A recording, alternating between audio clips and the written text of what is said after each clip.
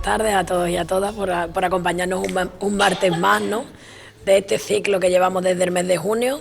Agradecer a los que sois asiduos y a los que no, pues que nos acompañéis y que bueno, que hayáis disfrutado de todos los martes culturales que hemos ido haciendo, que hemos intentado siempre pues que la temática sea de interés, ¿no?, o que sea algo relevante para los ciudadanos que quieran venir a visitarlo. Y bueno, pues hoy lo clausura Aurelio Juan Madrigal, compañero de paisano del pueblo de al lado, ¿no?, que nos va a presentar su segundo libro, que ya el primero lo presentó también aquí en Isla Cristina, que ahora Francis Zamudio, que es el técnico de cultura, que también está aquí a mi izquierda, lo presentará. Y bueno, pues agradecer a los medios también de comunicación que estén aquí e invitarles a que sigan participando en todas las actividades que hacemos desde el área de cultura.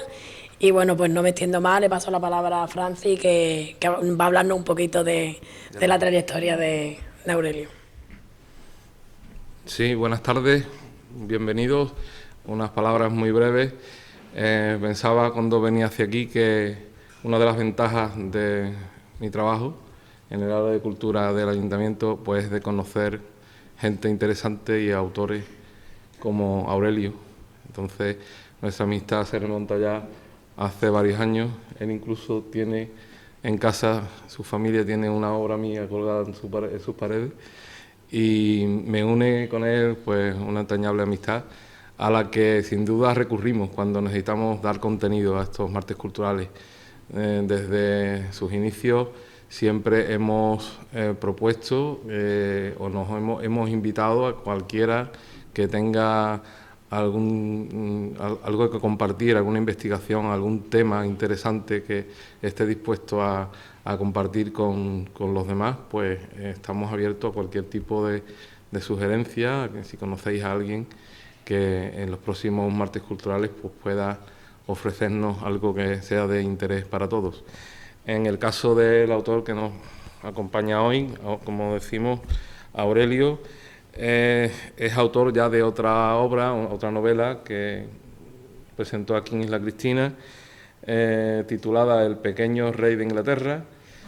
Y en este caso, pues nos propone este título tan sugerente como El guardián de Compostela. La temática, pues lógicamente no es local, pero es tan genérica e interesante, creo que el Camino de Santiago y sobre todo la lectura, en este caso del género de la novela histórica, pues creo que en este tiempo de vacaciones que todavía nos queda, pues es una propuesta, es una opción bastante importante, y Aurelio hoy nos va a desgranar un poco en qué se ha inspirado y cuál ha sido su experiencia, ¿no? Porque es una novela también que está basada también en muchas experiencias personales, sobre todo en este Camino de Santiago que va más allá de lo estrictamente religioso. Yo creo que el Camino de Santiago tiene demasiadas vertientes de todo tipo, ¿no?, otras connotaciones culturales y de muchos y sociales también. Entonces, como decía Aurelio, nos presenta una novela histórica con una excelente acogida por parte de los lectores, en la que se relatan las andanzas del cierto Juan de Lepe, un marino castellano del siglo XV. Esto hace referencia al primer libro. Asimismo, es el creador de un tratado gastronómico y etnológico titulado La cocina en Lepe, entre fogones y alacenas, que fue publicado por el Ayuntamiento lepero en papel y por servicio bibliográfico de la ONCE en sistema braille. Pues también agradece al Instituto Egipcio de Madrid esta obra, que pasó a formar parte de los fondos de la Biblioteca de Alejandría en Egipto.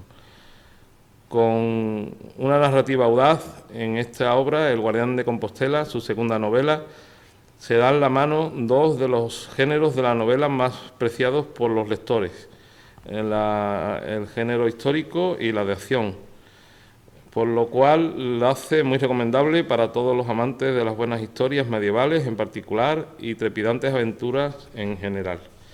Así que yo, por mi parte, pues cedo la palabra a mi amigo y compañero. De nuevo, muy buenas tardes.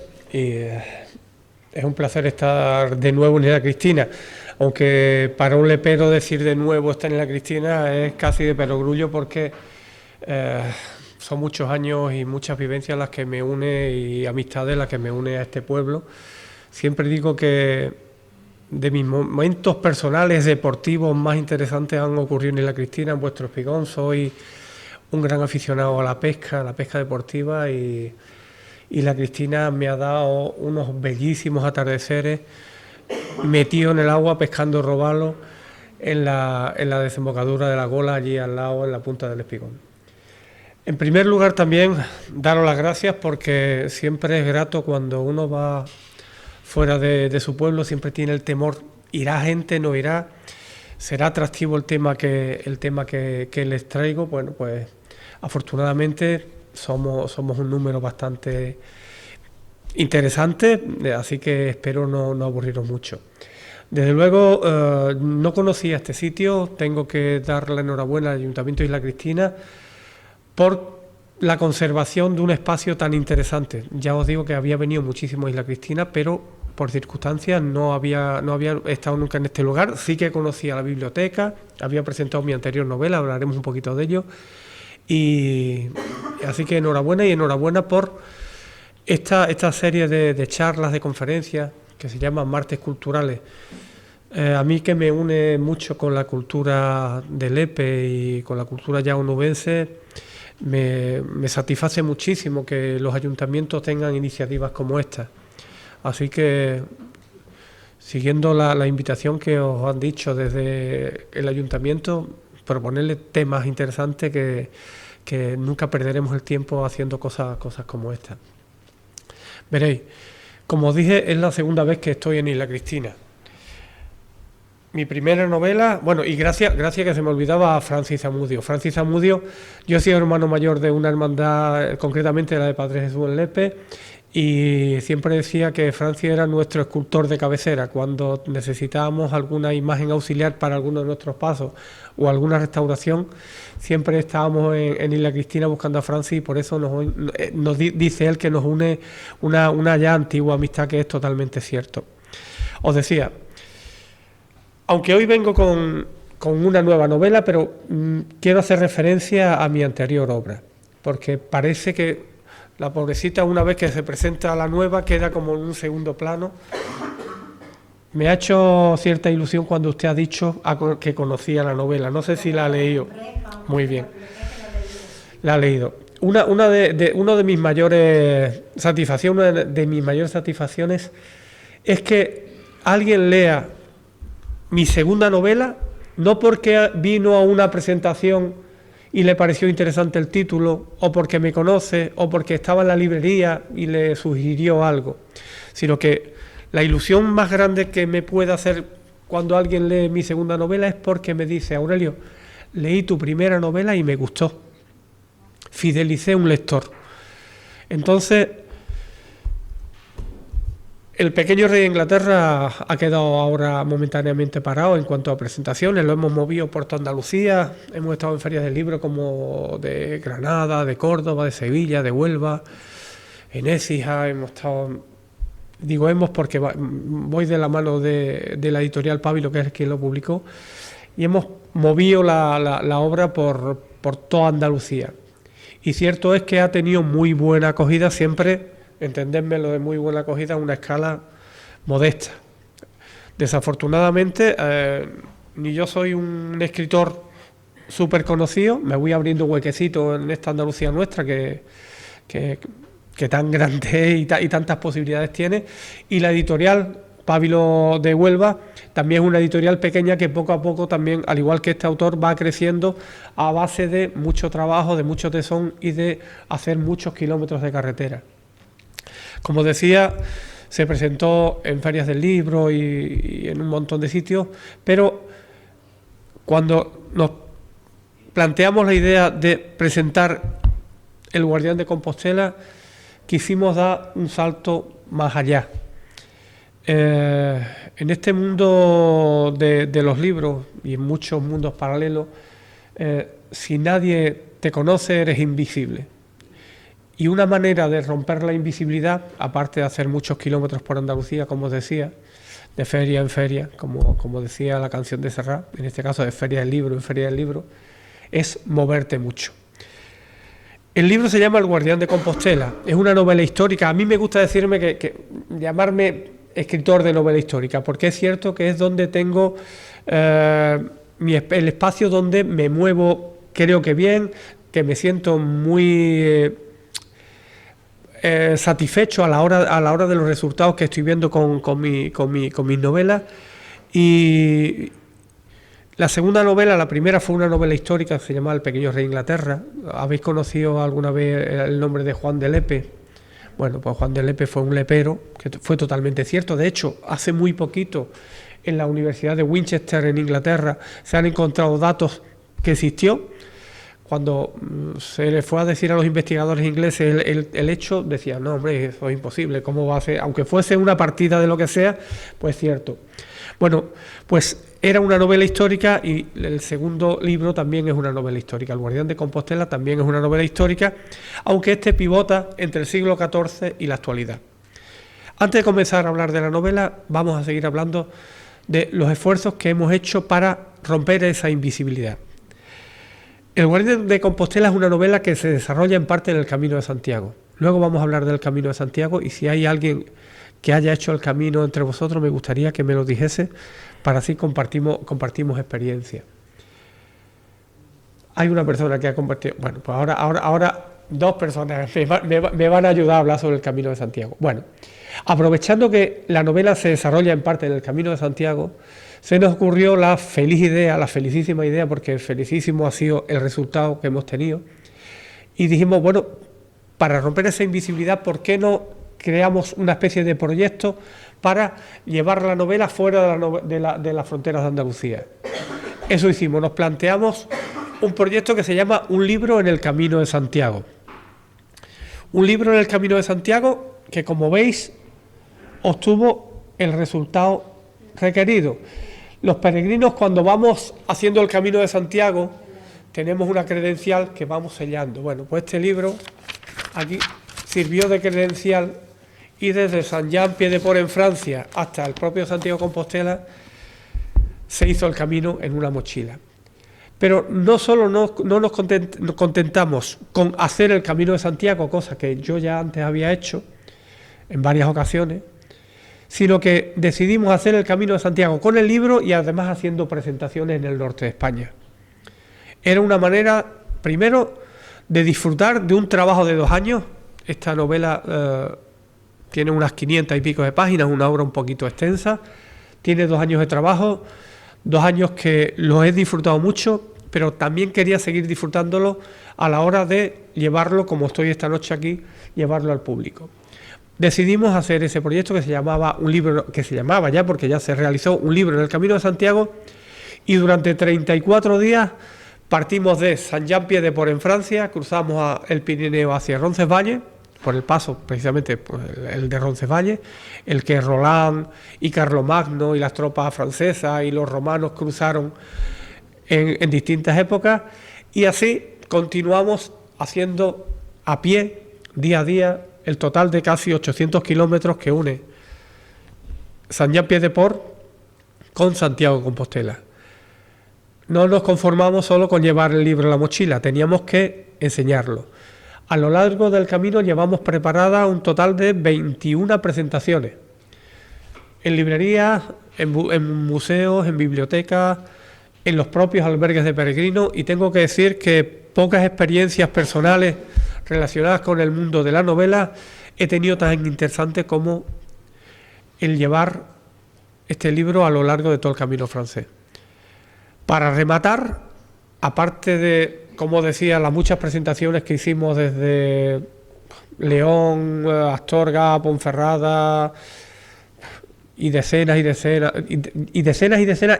sitios, porque al final no se hicieron 21, se hicieron muchas más, porque me llamaban de los albergues de peregrinos: Aurelio, ¿por qué no vienes a presentar tu novela? O con los mismos peregrinos por la tarde, cuando teníamos ese ratito de descanso, nos dedicamos a hacer la presentación de la novela. Así que puedo decir que es una novela que ha sido muy trabajada, no solo a la hora de escribirla, sino está siendo muy trabajada a la hora de promocionarla.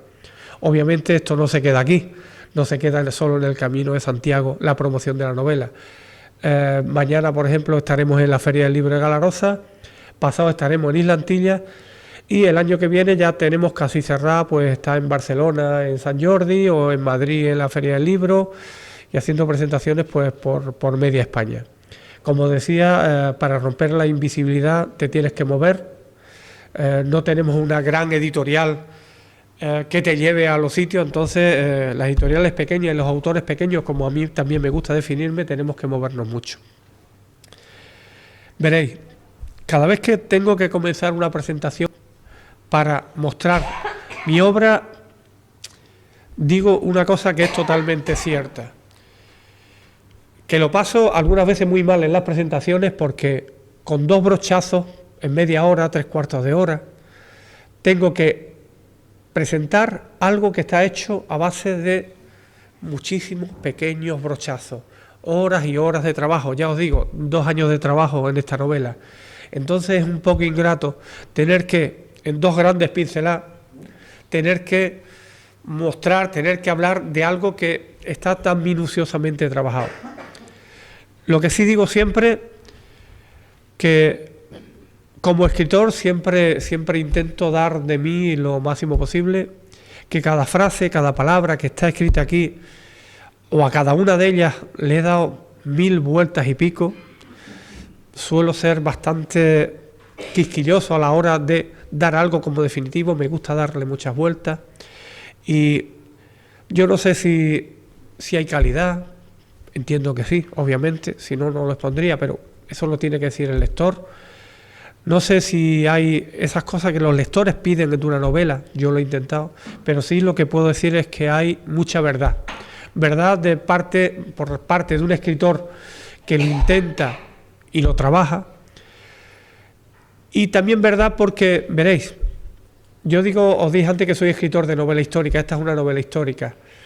La novela histórica tiene un doble trabajo, diría yo, con respecto a otros géneros literarios o a otros subgéneros literarios. La novela histórica tiene mucho de documentación.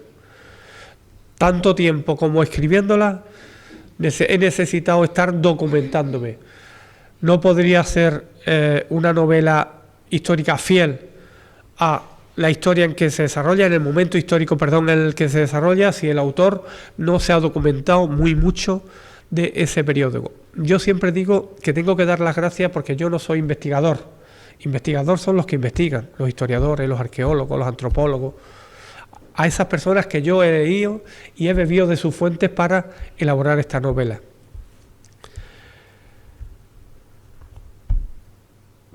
Esta obra surgió como un homenaje.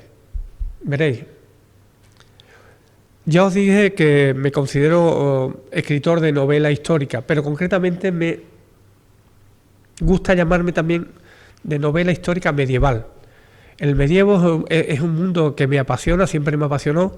Como lector siempre leí mucha novela medieval, y en esta novela yo quise hacer una especie de homenaje a ese mundo medieval, ese mundo de caballeros de la Orden de Santiago, de la Orden del Temple, ese mundo de peregrinaciones, ese mundo que tanto dista del nuestro y del que tanto podemos aprender. A su vez, he dicho camino de peregrinaciones, quise poner el foco en algo a lo que yo soy muy aficionado, que llevo años en el Camino de Santiago. El Camino de Santiago ha pasado a formar una parte importante de mi vida, y creo que de la de mi familia, porque casi todos en mi familia hacemos Camino de Santiago. Entonces quise poner el foco en el Camino de Santiago. No es una novela sobre el Camino de Santiago, pero sí es una novela medieval que se desarrolla en parte en el Camino de Santiago. Antes pregunté quién había hecho el Camino de Santiago en esta sala. Había algunas manos que se han levantado, y seguro que con lo que voy a... deciros que en cualquier momento, si tenéis alguna pregunta, alguna puntualización que hacer, no dudéis en hacerla. No somos tantos, somos un número bastante aconsejable para ello, así que me ayudaríais mucho si en un momento dado pues me preguntáis o hacéis algún tipo de puntualización sobre lo que yo os diga. Veréis, el Camino de Santiago en la actualidad, es cierto, Francis, que va más allá de la pura religiosidad. Vamos a llamarle que se ha convertido en un camino de espiritualidad, pero también se ha convertido en un camino turístico, donde el buen comer del norte está muy presente, un camino donde los jóvenes van a hacer amistad, un camino donde muchas personas vamos buscando ese camino interior que algunas veces en nuestra vida diaria no encontramos. Por supuesto, también sigue siendo un camino de religiosidad. Mis peregrinos del Guardián de Compostela, que salieron en el siglo XIV desde Saint-Jacques de la Bocherie en Francia, que era donde muchas de las caravanas de peregrinos venían bajando desde París para llegar a donde yo llegué, a Saint-Jean-Pied-de-Port y Roncesvalles o a Somport, a los distintos pasos que tenían en aquella época, para continuar por el camino francés, por Burgos, por León, por todos esos sitios que os he dicho, hasta llegar hasta el Apóstol. No iban como vamos nosotros ahora. Ese es un mundo que da, para un escritor da mucho juego. Ellos no iban como vamos nosotros ahora por esas cosas. Ellos iban buscando algo sustancialmente muy superior a todo esto. Ellos iban buscando algo que la vida terrena poco importaba, se echaban a los caminos jugándose la vida terrena, porque lo que querían conseguir esos peregrinos era la vida eterna. El camino de peregrinación era un camino en busca de la salvación de sus almas. Entonces los peregrinos medievales se gastaban todo su dinero, empeñaban todas sus pertenencias y se echaban a los caminos, no como vamos nosotros ahora, con mochilas, zapatos deportivos, botiquines, albergues, médicos. Tenemos un mundo alrededor que nos lo hace mucho más fácil. El peregrino medieval se echaba al camino jugándose la propia vida. Estos días atrás, al pasar por Montes de Oca, nos recordaba a un peregrino los muchos asaltos que tenían los peregrinos medievales en esa zona. Obviamente nosotros no tuvimos ese tipo de asaltos, aunque sí hay nuevos salteadores de camino en el Camino de Santiago. Son los que le cobran a un peregrino 1 euro por un plátano, o o por una botellita de agua 2,5 euros. Son auténticos salteadores de camino. El Camino de Santiago tiene muchas cosas buenas, pero también tiene algunas que no son tan interesantes.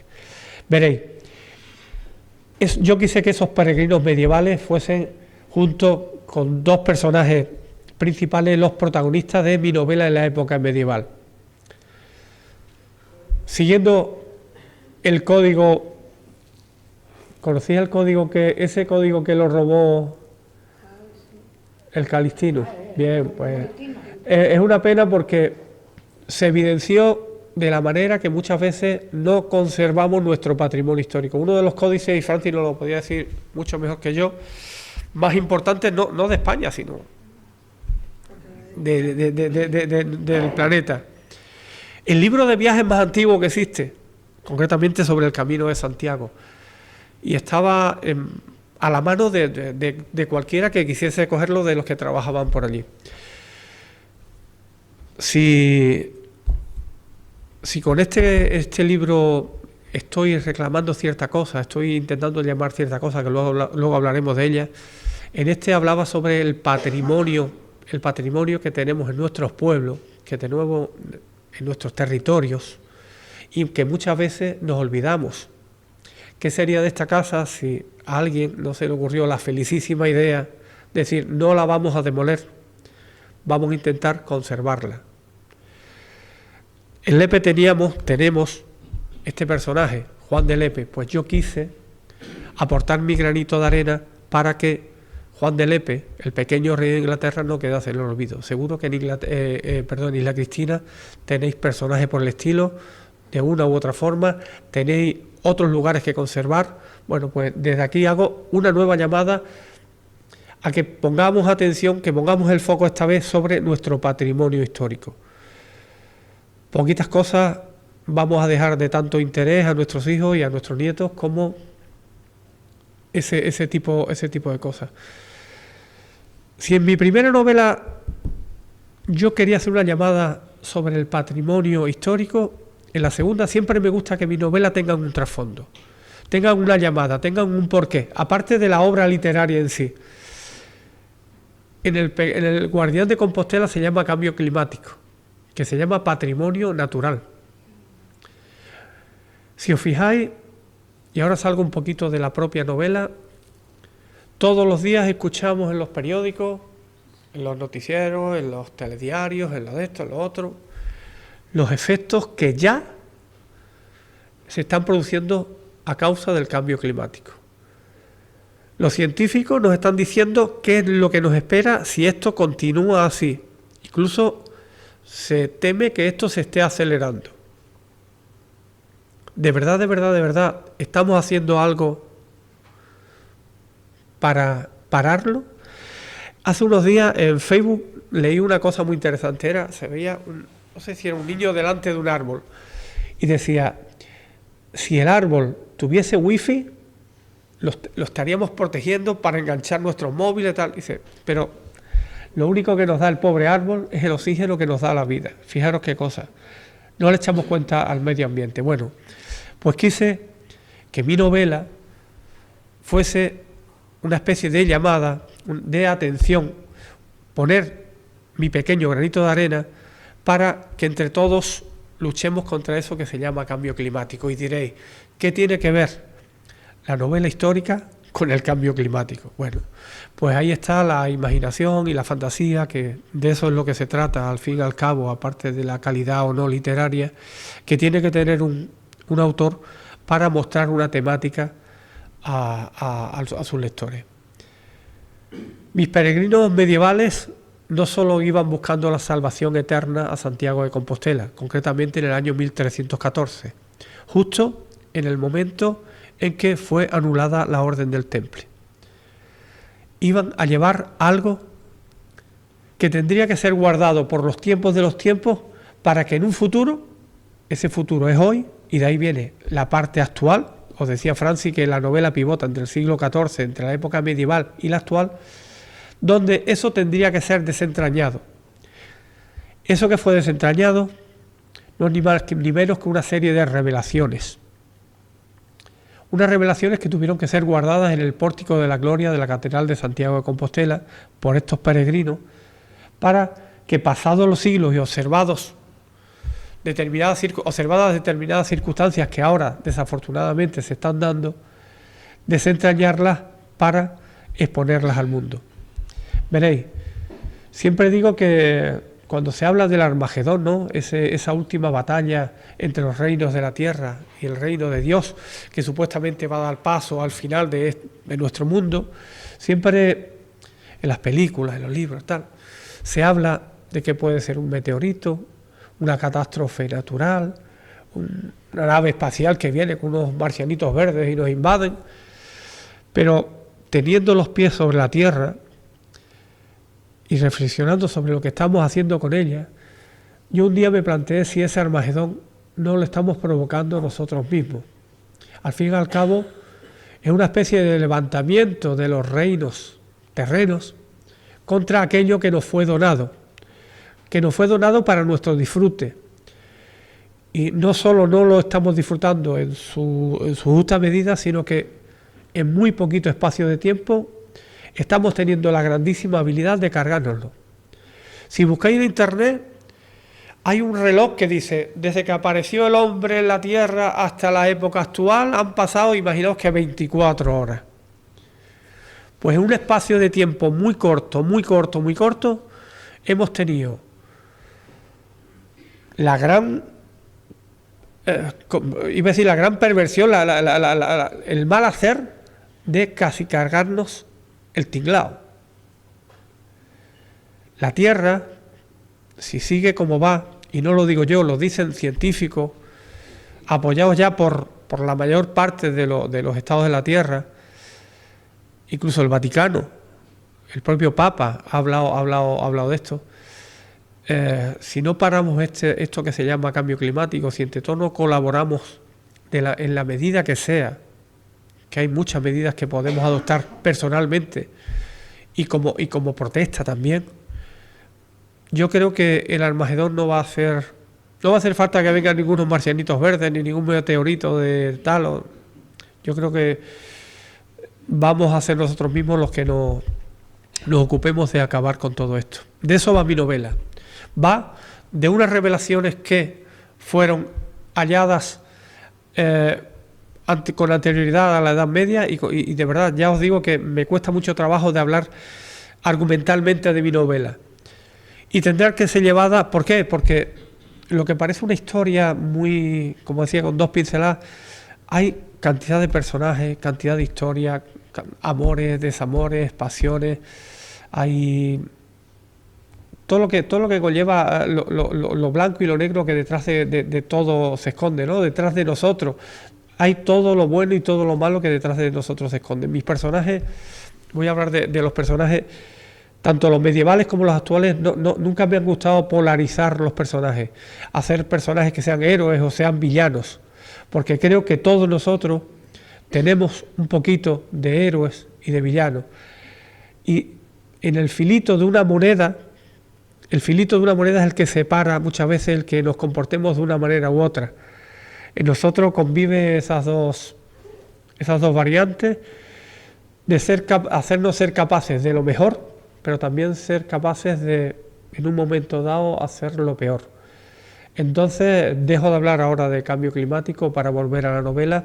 Bueno, que sepáis que esta novela, pues, es una novela totalmente cerrada, argumentalmente hablando, a nivel de obra literaria, a nivel narrativo, pero a nivel de mensaje está totalmente abierto, por instar al lector a unirse a eso que hablábamos sobre parar de alguna manera el cambio climático, ya sea exigiéndoselo a nuestros representantes políticos de lo que sea, o teniendo el cuidadito de separar la basura y tirarlo en los contenedores adecuados. A cuando voy a los colegios, que me llaman mucho para darle charla a los niños, oye, pues el papelito, si no tenemos una papelera, pues nos lo guardamos y lo tiramos en nuestra casa, y si podemos llevarlo al contenedor tal, pues no nos dejamos el grifo abierto. Hay muchas cosas que podemos hacer, utilizar menos los coches.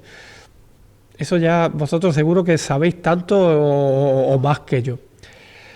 Volviendo a la obra literaria, tengo que decir que los personajes del siglo XIV he querido que sean personajes ficticios y personajes totalmente reales. A mí me gusta aprovechar esa fisura que algunas veces los historiadores nos dejan, personajes que no están muy claros el cómo pasaron por determinadas circunstancias, el hecho que no está muy claro cómo ocurrieron, y me gusta utilizar esos personajes y esos hechos para escribir mi novela.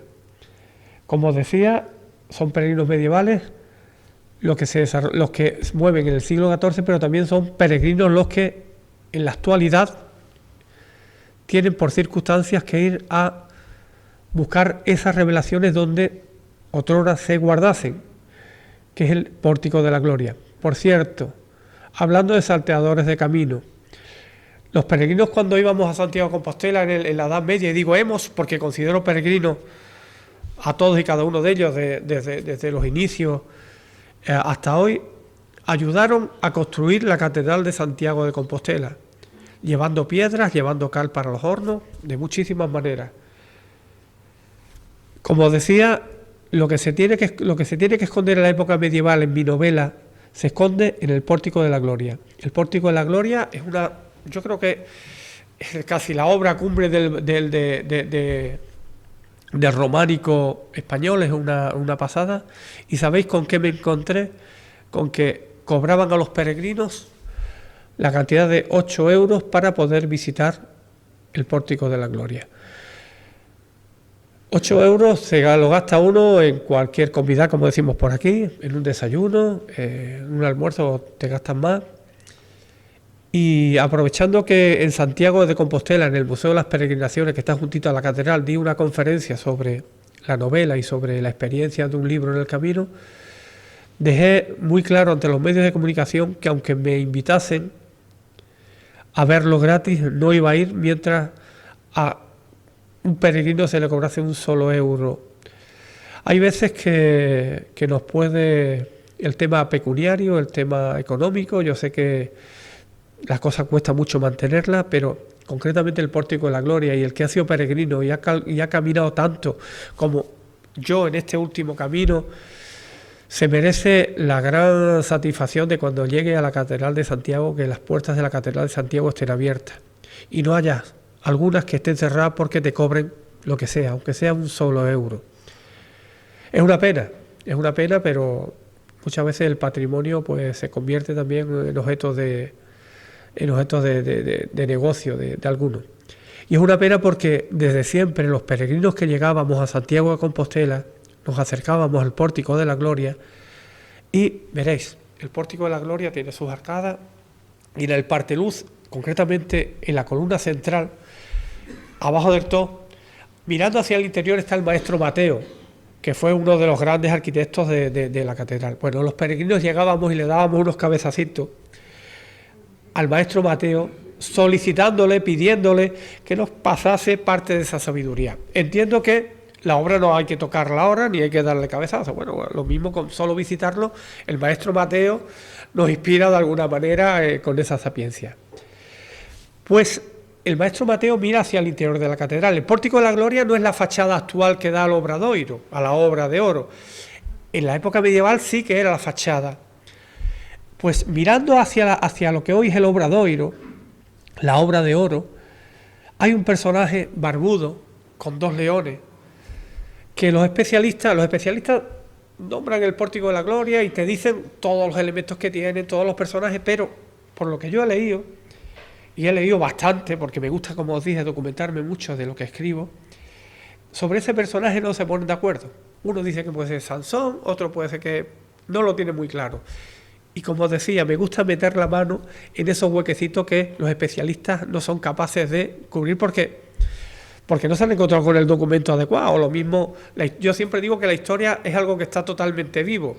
Lo que hoy desconocemos, mañana un nuevo yacimiento arqueológico, una pared que se cae y se encuentran unos documentos detrás, nos revela datos que antes no teníamos. Bueno, pues los especialistas no le ponen nombre a ese barbudo que está en el Pórtico de la Gloria. Pues yo quise que el guardián de Compostela fuese ese barbudo que se encuentra en el Pórtico de la Gloria. O sea que si alguna vez vais a Santiago de Compostela y veis y pagáis los 8 euros, que cada uno es muy libre de hacer lo que quiera, yo me negué, pero ya sí, desde que lo restauraron.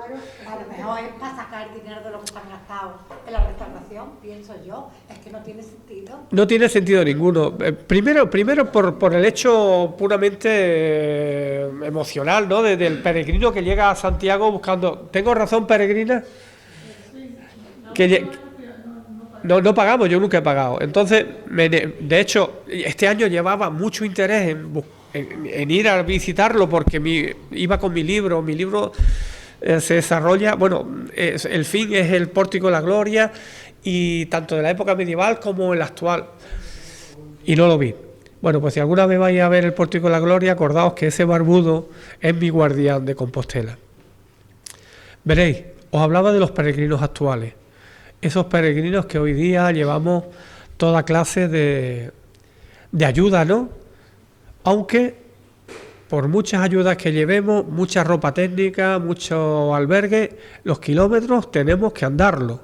Es cierto que ya no tenemos barqueros que antiguamente, cuando un peregrino cruzaba un río, muchos tenían miedo de cruzarlo porque había cierta mala costumbre entre los barqueros que donde había más corriente volcaban, ahogaban al pobre peregrino y luego le robaban. O tenían la cosa, por ejemplo, de no poder beber. Cuando se dice con pan y agua se hace el camino, con pan y vino, se hace el camino. ¿Por qué con vino? Porque con el agua era muy complicado hacerlo.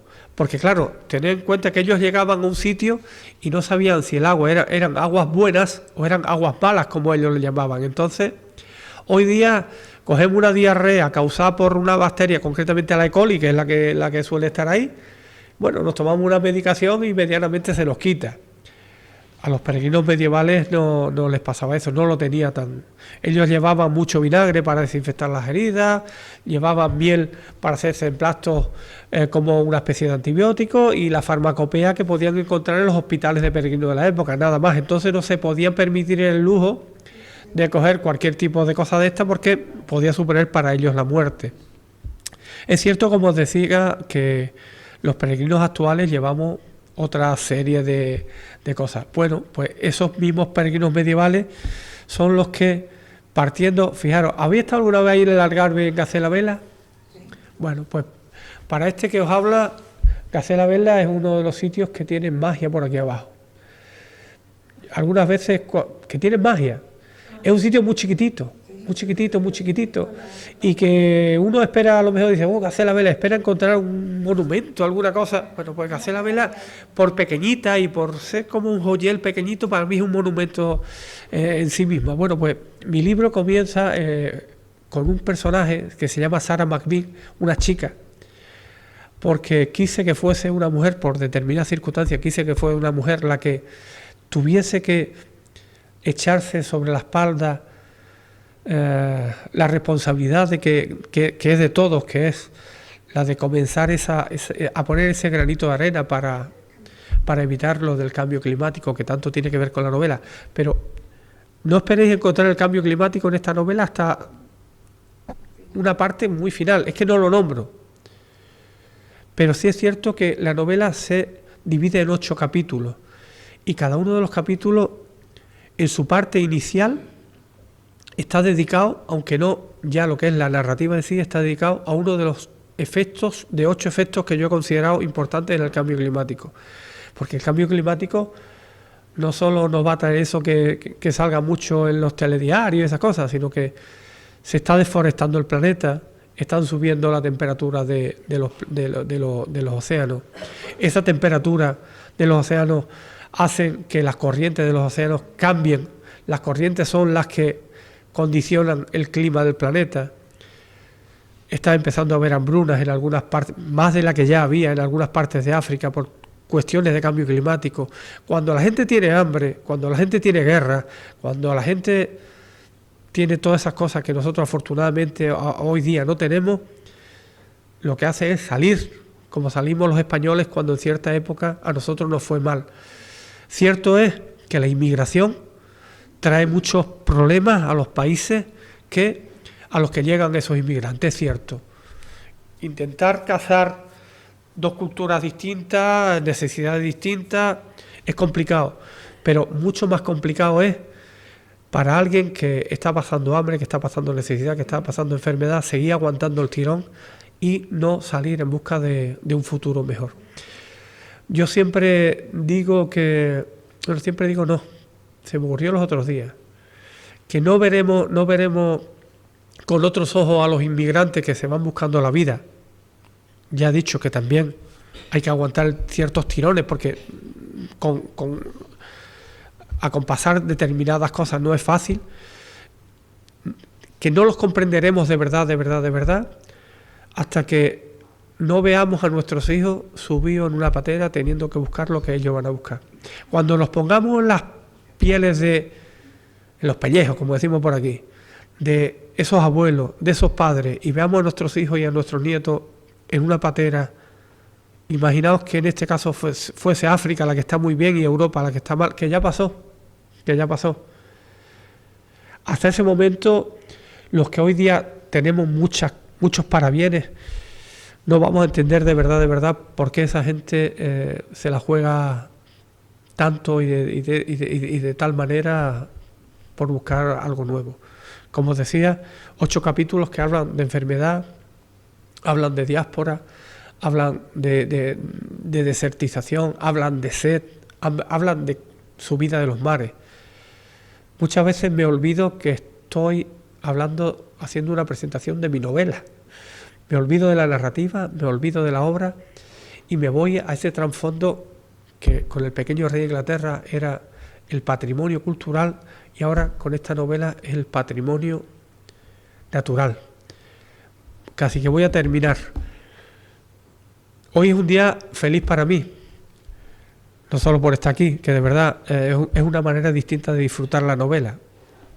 Aunque yo como de verdad disfruto es escribiéndola, pero luego hay determinadas fases que son las presentaciones, el encuentro con los clubes de lectura, que para mí es un plus que lleva mi trabajo de escritor, ¿no? Os decía que para mí es hoy un día feliz porque hoy acabo de imprimir mi tercera novela. Que quise salir de mi zona de confort. Mi zona de confort es la novela histórica, como decía al principio, es donde me encuentro bien, me lo paso bien. Siempre utilizo un narrador omnisciente, o sea, narrador que conoce todas las circunstancias de los distintos protagonistas o no de la novela. Y esta mañana he dado por concluida la corrección de mi tercera novela. Se llama Las hijas de ella y espero dentro de 2, 3, 4 años, cuando toque, que tocará, que algún día nos veamos las caras presentándola aquí. Esta vez no va sobre novela histórica, he salido de mi zona de confort, es una novela totalmente actual. Me he querido poner en la piel de una mujer que habla de temas de mujeres que muchas veces, aunque los hombres los tenemos tan cerca, algunas veces nos preocupamos muy poquito de ponernos en vuestra piel e intentar pensar de la manera tan especialísima que pensáis las mujeres. Los hombres siempre decimos, a esta mujer no hay quien la entienda, es verdad. Tenéis en vuestro interior un mundo complejísimo que los hombres ni por asomo solemos tenerlo. Como autor me apetecía mucho navegar en ese mundo, ponerme en la piel de una mujer, y por eso os decía que hoy es un día muy feliz porque he dado por concluida mi tercera novela. Espero que algún día, al igual que os he dicho con estas dos, aparezca yo por Isla Cristina presentándola y alguien me diga, pues sí, es el muchacho que escribió El pequeño rey de Inglaterra. Lo leí y me gustó, porque como decía en un principio, lo que quiero, aparte de transmitir muchas cosas, lo que quiero es fidelizar lectores. Que los lectores vayan más allá de que, porque el muchacho me cayó bien o porque estaba en la librería en un lugar bien puesto, compré la novela y me la leí, sino que la leí porque me gustó, me entretuvo, me hizo transportarme a la época medieval o me hizo sentir tal o cual cosa al leer esa novela. Así que muchas gracias a todos.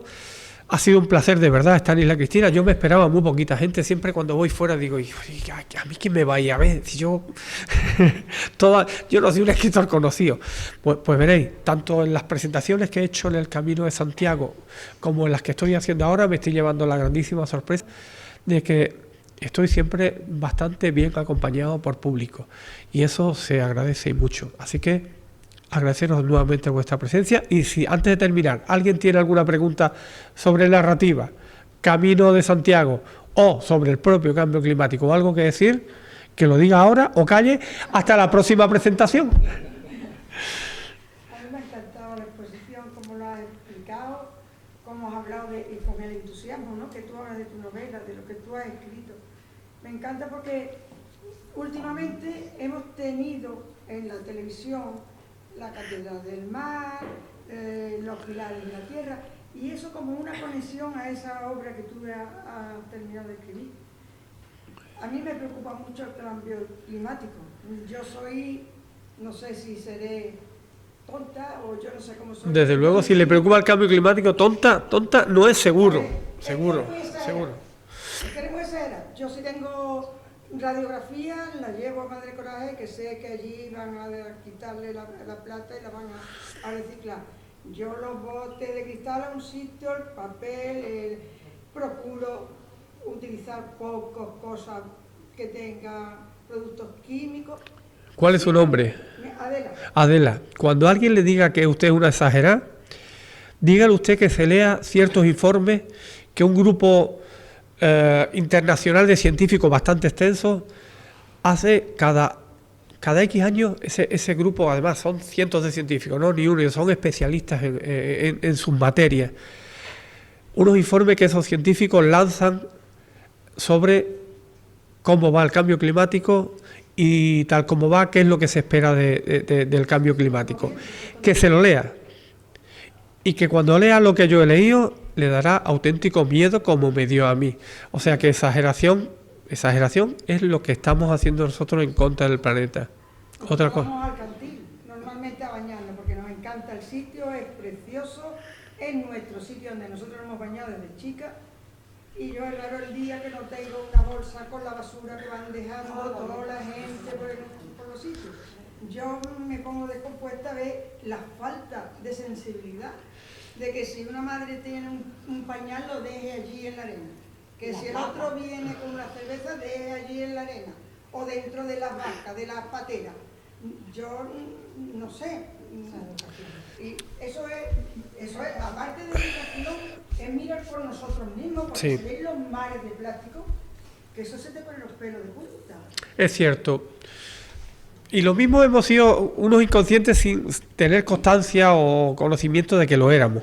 Hasta hace no mucho, pues ciertas cosas, ciertas pautas de comportamiento, pues como que no eran tan...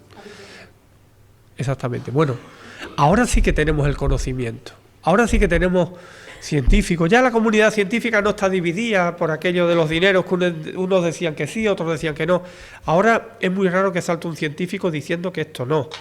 Ahora hay unanimidad entre los científicos. Y estamos hablando de algo mucho más importante que una obra literaria. Esto es vida, esto nos hace más libres y todas esas cosas, y aprendemos muchas cosas, pero como algún día nos carguemos el tinglao, a mí me gusta decirlo así, no vamos a tener lugar a poder disfrutar de estas cosas. La sensibilidad con los inmigrantes. Yo cuando me dicen es que vienen, nos invaden, no sé cuándo, nos tenemos que transportar a los años 60, que muchos, es que iban con contrato, pero ¿cuántos salieron de nuestras casas, de nuestros pueblos y de nuestras ciudades? Ahí a Alemania, Inglaterra, a Bélgica, a Francia, a buscarse el pan. Sí. Es innegable que... Yo sí. soy de aquí, pero vivo en Huelva. Yo me siento que yo he emigrado, porque si yo salgo, un emigrante es el que sale de su sitio donde vive a otra ciudad. Yo soy emigrante de cierta forma, ¿no? Porque yo me fui con mi marido, me casé, me fui a vivir a un mundo, pues, lleva nuestra vida poco más o menos bien. Pero ¿cuántas personas se quedan, como tú dices, en el camino? Sí. Es que eso es horroroso. Lo que está claro, Adela, es que hacer casar dos mundos distintos no es fácil. Las cosas no son perfectas. Obviamente nos viene delincuencia, obviamente nos vienen enfermedades, pero lo que está muy claro, que eso va a ser imparable. Y si las consecuencias del cambio climático siguen siendo las que dicen los científicos y se siguen incrementando como dicen los científicos, va a ser imparable. Y o hacemos una gran burbuja que cubra toda Europa y nos comportamos como unos verdaderos animales y nos aislamos por completo, que es imposible, o nuestros políticos tendrán que empezar a pensar en común, en toda Europa. Vamos a pensar en Europa primero, en cómo organizarnos. Yo creo que el tema de las pateras, el tema de la inmigración, no hay quien lo quite. Como te decía, es cierto que también nos llegan muchas malas cosas con eso. Es innegable. Y muchos problemas. Pero vamos a tener forzosamente que aprender a convivir y a legislar y hacer que en la mejor manera posible intentar que esos engranajes, uno y otro, vayan bien. Es muy complicado. La historia del hombre, la historia de la mujer, cuando salga, y aquí voy a hacer un poquito por aquí, está cargada de eso. Somos capaces de lo mejor. Somos capaces de dar la vida por salvar a esos inmigrantes, pero también somos capaces, en distintas circunstancias, de rechazarlos. Muchas veces, con cierta razón, entre comillas, no me toméis, porque a nadie le gusta determinadas circunstancias, pero tendrán que ser nuestros representantes políticos los que, por lo pronto, a nivel europeo tengan que hacer una normativa y los pobres inmigrantes no estén en manos de las mafias o de determinados grupos que quieran salir más de la cuenta de los periódicos, que muchas veces ya lo estamos hasta utilizando. Y sí, porque Cada uno también... es que hay muchas circunstancias, hay muchas perspectivas y hay muchos cristales con los que mirar esa circunstancia. Y los cristales no son todos iguales, cada uno tenemos un cristal distinto y lo vemos de manera distinta. Lo que sí es cierto, que hay una tragedia humana brutal que de alguna manera habrá que frenar. Y una de las maneras es echándole también cuenta al tema del cambio climático, porque si no paramos eso, estas personas obligatoriamente, porque esa es la condición humana, van a tener que salir. Así que veréis, lo de la novela viene después, cuando en el cantil vaya usted con El Pequeño Rey de Inglaterra o con cualquier otra y eche su... Pero me ha gustado que esta noche hayamos puesto el foco más que en el Camino de Santiago, más que en la novela, en ese mensaje que yo quería transmitir. Así que muchas gracias de nuevo y ha sido de verdad un placer. Muchas gracias.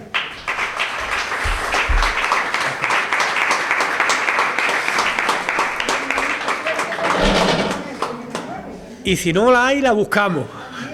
La buscamos. Bueno, pues Qué bonito, este es ¿no? un presente que se hace desde el área de cultura para todos los que habéis puesto y a ti te ha tocado 2 pescaditos. 2 pescaditos, pues como decía, soy pescador. Es que Cada uno es diferente, ¿sí? todos están basados igual, un pescado o 2, pero cada uno tiene una forma distinta y bueno, ¿Os acordáis? queremos agradecerte que hayas venido. Muchas gracias. Sigo pescando en Isla Cristina y no solo con una muestra en la punta del espigón a robarlo y a la baila, que es lo que de verdad me gusta, sino que en este caso con el señuelo, el magnífico señuelo de la literatura, pues me llevo dos pescados para casa que se colgarán en un sitio adecuado. Muchas gracias.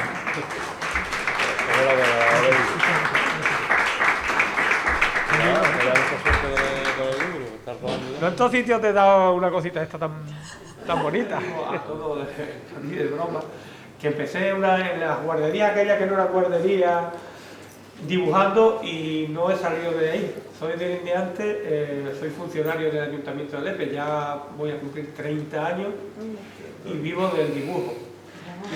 Ya me gustaría a mí vivir delineante. Ya me gustaría, por eso me llamó mucho la atención el tema arquitectónico del sitio y la recuperación. Ya me gustaría vivir de la novela, pero bueno, estoy viviendo con la novela, no económicamente, porque la verdad que a estos niveles económicamente pues no lo comíamos servido o se tiene que poner dinero encima, gasolina, pero lo que sí tengo muy claro es que estoy disfrutando mucho, hace ya unos pocos años que escribo novelas, disfruto escribiéndolas, disfruto presentándolas y disfruto mucho cuando los clubes de lectura, y me he enterado que últimamente el Club de Lectura de Isla Cristina está un poquito de capa caída, a ver si hacéis algún día un club de lectura en Isla Cristina y disfrutaremos juntos si algún día leéis mi novela o cualquier otra, mi novela en este caso, para venir a Isla Cristina y comentarla. En el Club de Lectura de la Cristina, yo pertenezco a él, nos reunimos todos los meses, hacemos mesas redondas. Entonces me ha llegado más información. Y ¿O ha tenido... pasa que somos pocos, pero somos constantes. Pues constantes y cabezones, como yo decía. Pues si algún día leéis mi novela, o cualquiera de ellas, y queréis No, que... yo tengo la novela tuya. Bueno, pues si primera, algún día que queréis que venga por Isla Cristina y nos sentemos se lo tomando un diría- cafelito, Ya sabes, se lo dice a Venegas. Sí.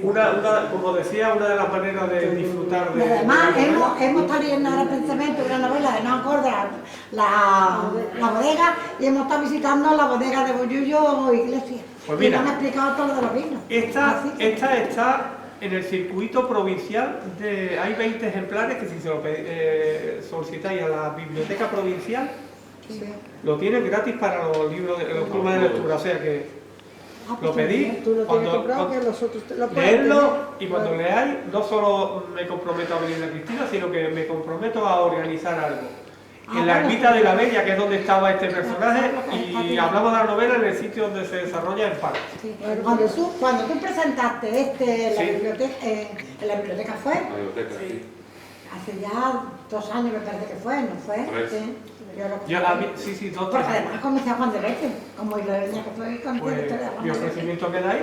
Y he tenido la corona de la Virgen. Tomamos el ofrecimiento igual. Y para ir a Cristina, que la Cristina soy yo en un No, rato. no, porque a mí me gusta ir cuando van llevando todas las cosas de la hermandad y parece que son hormigas, pum, pum, pum, pum, y te las colocas todas. En 2 horas te lo liquidas. Está hablando de uno de los momentos muy bonitos que Sí. tiene el La pueblo de Lepe en preparación torno a la Virgen de la Bella, pero no es uno de esos momentos que sale en los periódicos, en las noticias, que no son tan... Es un momento muy íntimo, que están las puertas abiertas, Sí, puede entrar sí. cualquiera, pero es muy bonito. Os invito que el año que viene, el 15 de agosto, a mediodía os acerquéis por la iglesia de Lepe y lo veáis. Seguro que Isla Cristina también tiene momentos preciosos, muy... Pero ese es mi pueblo, que por cierto tiene una hermandad de la Bella, de la Cristina, que he hecho el camino con la hermandad de la Cristina un año. Os invito a que lo hagáis. Que ¿Cómo se llama, por favor, el otro libro que ha nombrado usted, el pequeño? El pequeño rey de Inglaterra.